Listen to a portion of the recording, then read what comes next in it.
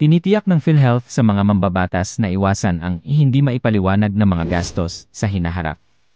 Sa gitna ng issue, nangako ang PhilHealth na magiging mas maingat sa paggastos ng pondo.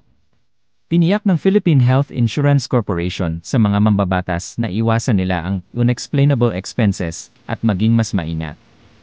Napakaraming bashing ang nakuha ng Philippine Health Insurance Corporation matapos ilabas ni Dr. Tony Lichon sa social media ang umano'y paggastos ng state health insurer para sa Christmas party at 30th anniversary celebration nito. Marami sa kanilang mga miyembro ang nagulat at nadismaya hinggil sa multimilyong budget na itinakda para sa mga kaganapan nito. Base sa viral post, nagtakda ang PhilHealth ng 138 million budget para sa Christmas party at anniversary celebration nito. Malaking bahagi ng budget nito ang nakatakda para sa mga token sa mga nabanggit na kaganapan. Binatikos ng ilang netizens ang state health insurer dahil sa sinasabing multimilyong budget para sa mga kaganapan nito. Kamakailan, inilabas ng isang mambabatas ang nasabing issue at nakakuha ito ng katiyakan mula sa entity ng Estado. Batay sa ulat ng inilabas ni Nueva Ecija, St. District Rep. Micaela Swansing ang issue sa umano'y nakatakdang budget para sa Christmas party at pagdiriwang ng 30th anniversary ng health insurer.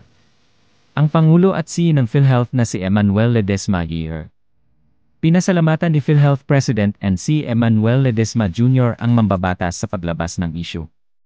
Tiniyak niya sa kagalang-galang na tagapangulo at komite na sila ay magiging mas maingat at sa kanilang paggastos.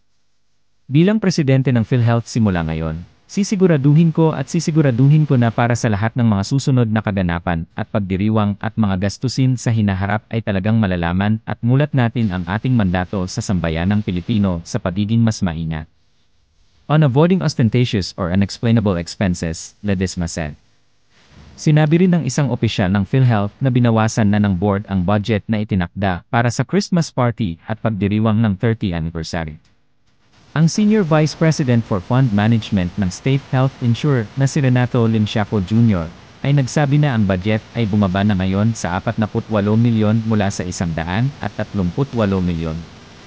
Batay sa ulat, sinabi ng Nueva Ecija Congresswoman na nakakaaliw na malaman na ibinaba ang budget. Gayunpaman, inamin niya na iniisip niya kung magreresulta ang state health insurer sa parehong hakbang kung sakaling hindi ito maging issue.